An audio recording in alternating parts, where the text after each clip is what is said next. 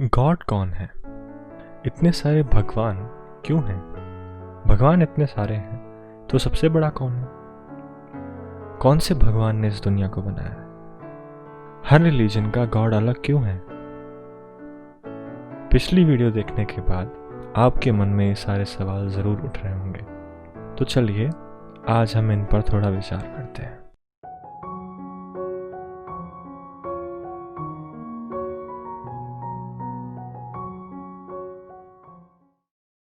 God, ये शायद world का सबसे कंट्रोवर्शियल टॉपिक है, तो आज मैं इस टॉपिक पर अपने कुछ एक्सपीरियंसेस शेयर करूंगा।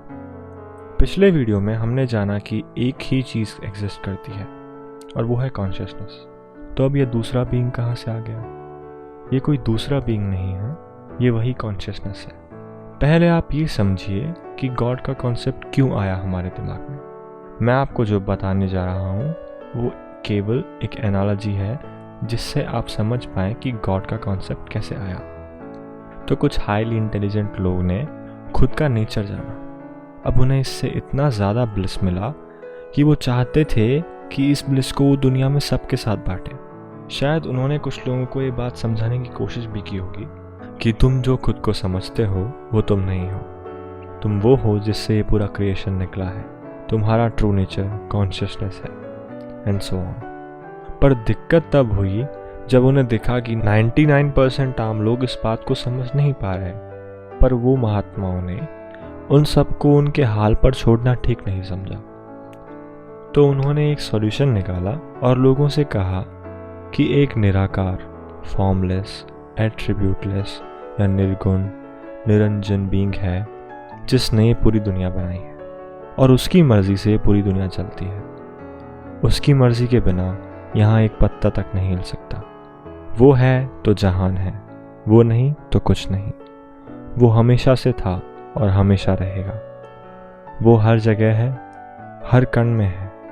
वो ईश्वर है, वो गॉड है।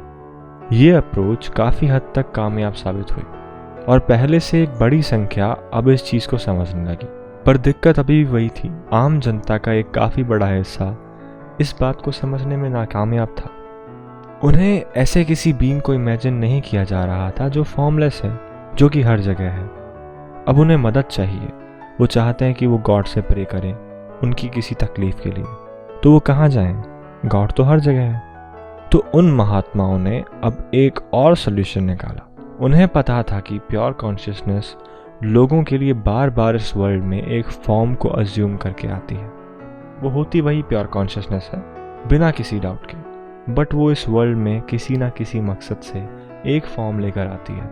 तो उन्होंने कहा कि वो फॉर्म जो है वो है गॉड। वो हमेशा से था, हमेशा रहेगा, सब उसमें से ही आया है और सब उसमें ही मिल जाएगा। सब उसकी इच्छा से होता है, उसकी इच्छा के बिना यहाँ पत्ता भी नहीं हिल सकता, एंड सो ऑन। अब इस तरह वो प्योर कॉन्शियसनेस कई फॉर्म्स लेकर इस अर्थ पे लोगों के लिए बार बार आती है और उस समय जो भी व्यक्ति सेल्फ रियलाइज था वो उन्हें पहचान लेता है और लोगों से कहता है कि इनकी पूजा कीजिए या इन्हें भगवान मानिए। अब उन्होंने पूजा करने को क्यों कहा? पूजा करने से क्या होता है? डिवोशन क्या होता है? ये सब मैं आपको बहुत डिटेल में किसी और दिन बताऊंगा। अभी हम इस टॉपिक को कंटिन्यू करते हैं। तो आप गॉड को किस तरह देखना चाहते हैं वो आपके ऊपर है। ये सब फॉर्म्स और नेम्स उसी के हैं और सच तो ये है कि वो आपका रियल सेल्फ है।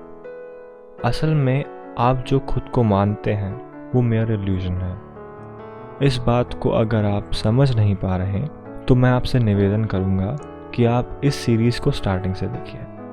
अगर एक इंसान गॉड को फॉर्म के साथ ही समझ सकता है तो उसे यही करना चाहिए। अगर कोई व्यक्ति गॉड को फॉर्मलेस की तरह समझ सकता है तो उसे यही करना चाहिए। और अगर कोई व्यक्ति गॉड को उसके रियल सेल्फ की तरह समझ सकता है तो उसे यही करना चाहिए। ये पर्सन टू पर्सन डिपेंड करता है। इनमें से कोई भी रास्ता या कोई भी एस्पेक्ट फॉल्स नहीं है। ये सब एक ही कॉइन के दो पहलू हैं। दोनों सत्य हैं, दोनों ट्रू हैं। कोई भी किसी दूसरी अप्रोच को गलत या नीचा नहीं बोल सकता, क्योंकि आप सूप स्पून से पीते हैं या डायरेक्ट मुंह लगाकर, यह आपकी पर्सनल चॉइस है। आपको हक नहीं है कि आप अपने बिलीव्स और स्टीरियोटाइप्स किसी और के ऊपर थोपें।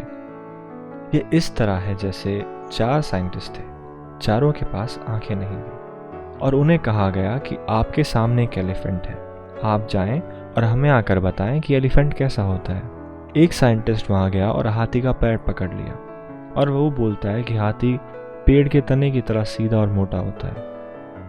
एक ने हाथी की पूंछ पकड़ ली और बोला कि हाथी पतला, लचीला और बालों वाला होता है। एक ने हाथी का दांत पकड़ लिया और बोला कि हाथी पत्थर जैसा होता है और एक ने पेट पकड़ लिया और बोला कि हाथी बहुत गोल और बहुत बड़ा है। अब इन सब में से कौन सही है और कौन गलत?